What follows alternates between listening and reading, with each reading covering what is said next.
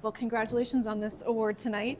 Can you tell us a little bit about what this means to you? Man, this is just a wonderful night. It's an exciting night. For me, it means just a culmination of a lot of years of work and experience in aviation, being in both the flight side, maintenance, in schools, and now to be able to take that knowledge into Choose Aerospace and to be able to bring it back to the next generation of aerospace workers that are in high school that don't know that aviation's even viable for them.